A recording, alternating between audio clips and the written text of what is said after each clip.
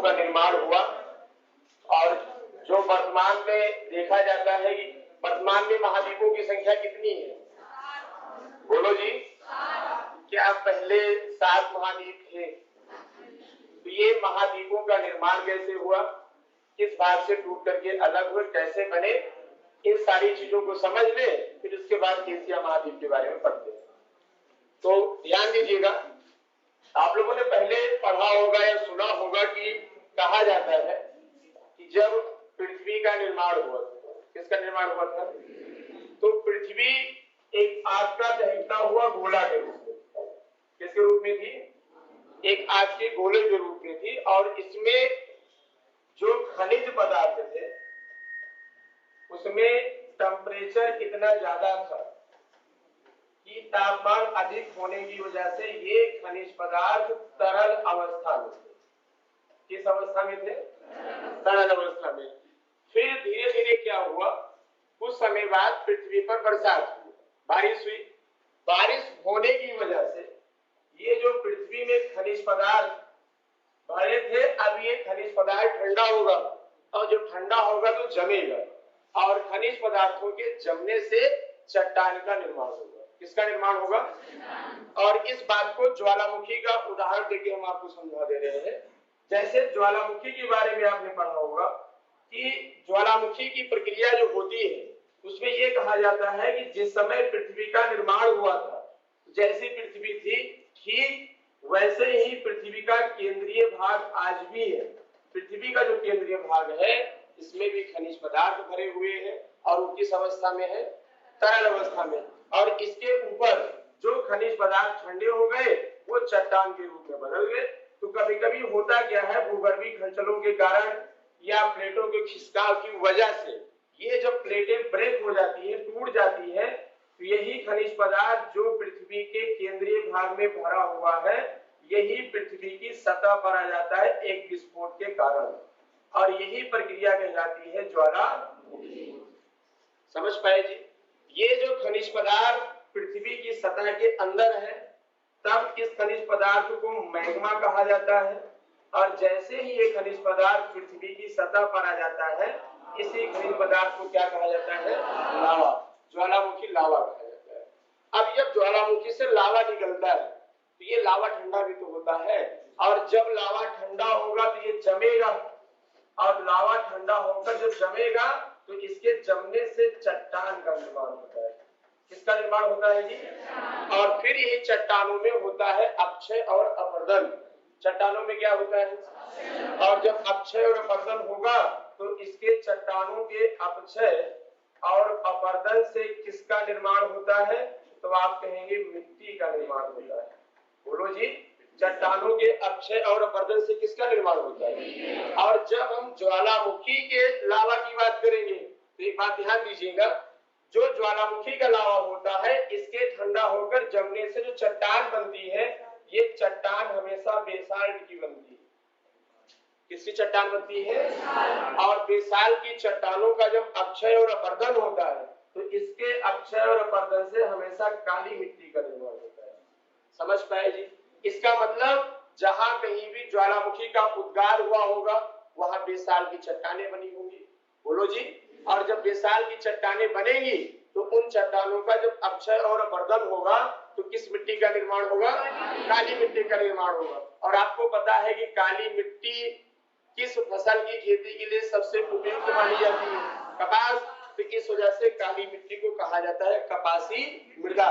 और ये चीज जब आप भारत में देखेंगे तो भारत में जो महाराष्ट्र वाला क्षेत्र है जहां पे दक्कन ट्रेप की चट्टानें, किसकी चट्टानें हैं? तो दक्कन ट्रेप का जो निर्माण हुआ है वो ज्वालामुखी से जो लावा निकला उस लावा के ठंडा होकर जमने से बनी चट्टान से हुआ। तो भारत में सबसे ज्यादा काली मिट्टी कहाँ पाई जाती है? बोलो जी। क्यों? क्योंकि महाराष्ट्र में बेसाल की चट्टानें हैं, ज्वालामुखी का उद्गार हुआ था। ये वाली बात आप लोग समझ पाए। तो ऐसे यहाँ पे अगर ये खनिज पदार्थ तरल अवस्था में है तो ये ठंडा होगा और ठंडा होकर जमेगा, और जब जमेगा तो किसका निर्माण होगा? चट्टान का। तो पृथ्वी पर ये पूरा चट्टानी संरचना जो थी ये अलग हो गई, और ये जो बारिश वाला पानी था ये इसके चारों तरफ भर गया। तो ये जो चट्टानी भाग था इस चट्टानी भाग को नाम दिया जाएगा और इसे नाम दिया गया जी पैंजिया। इसे क्या नाम दिया गया? पैंजिया। और ये जो जलीय भाग था, इस जलीय भाग को नाम दिया गया पैंथालासा। समझ पाएगी? तो कहने का मतलब है कि पृथ्वी पर सबसे पहले जो चट्टानी भाग बना, इस चट्टानी भाग को ही कहा जाता है महाद्वीप। क्या कहा जाता है? महाद्वीप। और ये जो जलीय भाग है, इस जलीय भाग को कहा जाता है महासागर। तो कहने का मतलब है, अगर आपसे ये पूछा जाए कि बताइए पृथ्वी पर सबसे पहले किसका निर्माण हुआ, तो आप कहेंगे सबसे पहले महाद्वीप का निर्माण हुआ। और किसका निर्माण हुआ? महासागर का निर्माण हुआ। और ये जो टोपोग्राफी होती है, स्थलाकृति, जिनका निर्माण सबसे पहले होता है, इसी को कहा जाता है रिलीफ, या इसी को कहते हैं जी उच्चावच कहा जाता है। उच्चावच का मतलब होता है स्थलाकृति से। अब इस उच्चावच को 3 भागों में बांटा गया। कितने भागों में? तो एक तो पढ़ेंगे प्राथमिक उच्चावच, दूसरा कहा जाएगा जी द्वितीय उच्चावच, और तीसरा आपका होगा तृतीय उच्चावच।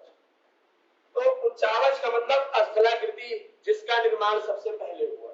तो जिसका निर्माण सबसे पहले हुआ है वो प्राथमिक उच्चावच कहलाएगा, जिसका निर्माण उसके बाद में हुआ वो द्वितीय, और फिर उसके बाद तृतीय। तो अगर इसका एग्जांपल देके हम आपको समझाएं, तो सबसे पहले पृथ्वी पर किसका निर्माण हुआ? आप कहेंगे महाद्वीप। और तो कहने का मतलब है कि प्राथमिक उच्चावच में क्या क्या आएगा? तो आप कहेंगे महाद्वीप आएंगे और महासागर। ये बात आप लोग समझ पाए? बोलो जी। फिर महाद्वीप और महासागर का जब निर्माण हुआ, तब इसके बाद क्या होगा? पर्वत, पठार, पहाड़ी, इन सब का निर्माण होगा। और जब इन सब का निर्माण होगा, तो जैसे यहाँ पे बताए कि पृथ्वी पर एक लंबे समय तक बरसात होती है, उसके बाद पृथ्वी पे भी एक लंबे समय तक बर्फबारी होती है। और जो बर्फबारी हुई उसे हिमयुग के नाम से जाना जाता है। किसके नाम से जाना जाता है?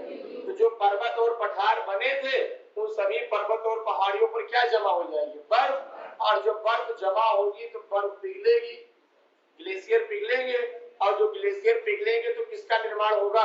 नदियों का। बोलो जी। फिर नदी घाटियां निकलेंगी, और नदियों का जब निर्माण होगा तो नदी हिमालय से मिट्टी को बहा के लाएगी, पर्वतों से मिट्टी को बहा के लाएगी, मैदानी भागों में उसका जमाव करेंगी। तो नदियों के द्वारा जो मिट्टी बहाकर लाई जाएगी, उसके जमाव से किसका निर्माण होगा? मैदानों का निर्माण होगा। तो कहने का मतलब है कि जो ये एक महाद्वीप और महासागर है, इन्हें क्या कहा जाता है जी? प्रथम उच्चावच कहा जाता है। तो पृथ्वी पर सबसे पहले एक महाद्वीप का निर्माण हुआ और एक महासागर का निर्माण हुआ। जो एक महाद्वीप बना उसका नाम क्या था? और जो दूसरा महाद्वीप बना उसका नाम? अब जैसे कोई चीज जब वो गर्म होती है, और गर्म होने के बाद जब वो अचानक ठंडी होती है, तो उसमें विखंडन होता है, वो चीजें ब्रेक होती है, टूटती है। तो ऐसे जो पैंजिया था, अब पैंजिया में होगा विखंडन। पैंजिया का क्या होगा जी? तो पैंजिया का विखंडन होगा, और जब विखंडन होगा तो ये 2 भागों में टूटेगा। तो सबसे पहले जो पैंजिया का उत्तरी हिस्सा बना, ये इस भाग को नाम दिया गया जी अंगारा लैंड। इस भाग को क्या नाम दिया गया? और ये जो दक्षिणी हिस्सा बना, इसे नाम दिया गया गोंडवाना लैंड। ये बात आप लोग समझ पाए? तो पैंजिया कितने भागों में टूटा? 2। कौन कौन? और अब क्योंकि ये उत्तर में है, तो ये कहलाएगा उत्तरी महाद्वीप। क्या कहलाएगा जी? उत्तरी महाद्वीप। और ये कहाँ है? दक्षिण में। ये आपका बना दक्षिणी महाद्वीप। समझ पाए जी इस बात को?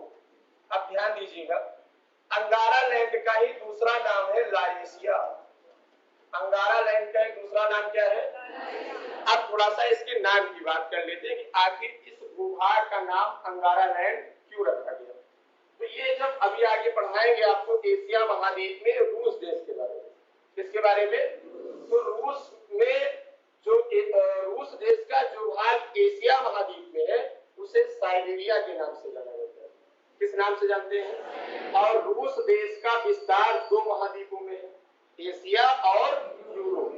तो रूस देश का जो विस्तार एशिया एशिया महाद्वीप में है, उसी को साइबेरिया के नाम से जाना जाता है। समझ पाएगी? उसी साइबेरिया वाले क्षेत्र में अंकारा नाम की एक नदी बहती है। क्या बहती है? नदी। और उसी नदी के नाम पे इस पूरे भूभाग का नाम क्या रख दिया गया? अंगारा लैंड। समझ पाए? फिर बात करते हैं गोंडवाना लैंड की। तो ये जो गोंडवाना लैंड नाम पड़ा है, ये गोंड नाम की जनजाति है। गोंड नाम की क्या है? और ये जनजाति उस समय एमपी में नर्मदा नदी घाटी क्षेत्र में निवास करती थी। तो उसी जनजाति के नाम पे ही इस पूरे भूभाग का नाम क्या रख दिया गया? गोंडवाना लैंड। ये बात आप लोग समझ पाए? पहले क्या था? कुछ नहीं था, आग का गोला था। बोलो जी। उसके बाद फिर एक महाद्वीप बना, उसका नाम क्या था? पैंजिया। अब पैंजिया टूटा, कितने महाद्वीप बने? 2। कौन कौन? अंगारा लैंड और। तो क्या यही पे अब ये पैंजिया का टूटना बंद हो गया? नहीं, ये विखंडन आज भी हो रहा है। समझ रहे हैं जी? जो प्लेटों में विखंडन है, ये आज भी हो रहा है। फिर जब अंगारा लैंड और गोंडवाना लैंड बना, तो इसके बाद क्या होगा? तो ध्यान दीजिएगा जी। अब ये अंगारा लैंड का भी विखंडन होगा, और जब अंगारा लैंड का विखंडन होगा तो इस अंगारा लैंड के टूटने से पहले 2 महाद्वीप बने। कितने महाद्वीप? ये यहाँ पे जो महाद्वीप बना इस तरीके से, इसे नाम दिया गया उत्तरी अमेरिका महाद्वीप। क्या नाम दिया गया जी? उत्तरी अमेरिका। और इधर ये पूरा जो भाग था, इसे नाम दिया गया यूरेशिया। समझ पाए? तो अंगारा लैंड के टूटने से कितने महाद्वीप बने? कौन कौन? उत्तरी अमेरिका और यूरेशिया। फिर इसके बाद गोंडवाना लैंड के टूटने से यहाँ पे महाद्वीप बना दक्षिणी अमेरिका। और दक्षिण अमेरिका के बाद फिर यहाँ पे एक महाद्वीप आपका बनेगा ऐसे, और इस महाद्वीप का नाम था अफ्रीका। क्या नाम था जी? और ये यहाँ पे बनेगा ऑस्ट्रेलिया। और ऑस्ट्रेलिया के बाद इस पूरे महाद्वीप का नाम रखा गया अंटार्कटिका। समझ पाए जी? अब ये जो यूरेशिया है, यूरेशिया का भी विखंडन होगा, और यहाँ से यूरोप अलग हो जाएगा और एशिया अलग हो जाएगा। समझ पाए जी? तो ध्यान दीजिएगा, अंगारा लैंड के टूटने से कितने महाद्वीप बने? 3। कौन कौन? उत्तरी अमेरिका, यूरोप और एशिया। और गोंडवाना लैंड के टूटने से कितने महाद्वीप बने? 4। कौन कौन? दक्षिणी अमेरिका, अफ्रीका, ऑस्ट्रेलिया और अंटार्कटिका। तो अगर आपसे पूछा जाए कि बताइए वर्तमान में कुल कितने महाद्वीप है? यही तो है, 3 ये और 4 ये, 4 और 3 7। समझ पाए जी? जिसमें से अंगारा लैंड के 3 महाद्वीप बने और गोंडवाना लैंड से 4 महाद्वीप बने। और भारत के बारे में भी आप पढ़ोगे कि भारत अफ्रीका महाद्वीप से जुड़ा हुआ था, यानी जो प्रायद्वीपीय भारत है ये अफ्रीका महाद्वीप का हिस्सा था। किस महाद्वीप का हिस्सा था?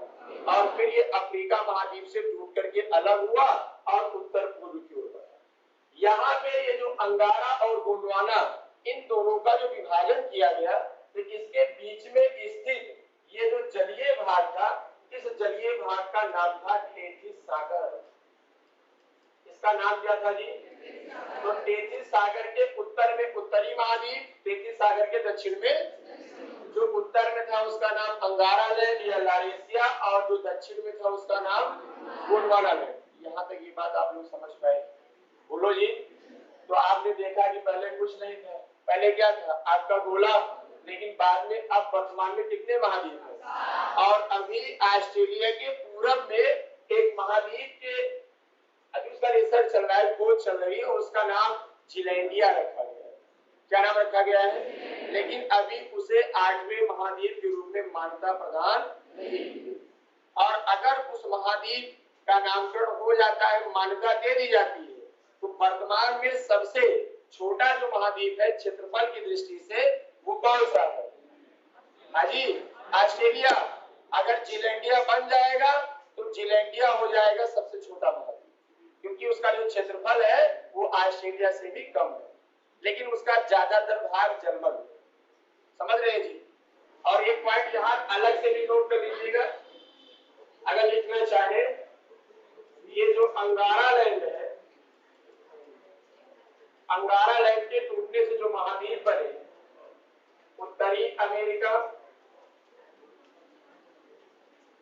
अमेरिका के बाद यूरोप और यूरोप के बाद जी एशिया। समझ पाए? और जो गोंडवाना लैंड है, इस गोंडवाना लैंड के टूटने से जो महाद्वीप बने, दक्षिणी अमेरिका, दक्षिणी अमेरिका के बाद आप कहेंगे जी अफ्रीका, अफ्रीका के बाद ऑस्ट्रेलिया, और ऑस्ट्रेलिया के साथ फिर अंटार्कटिका।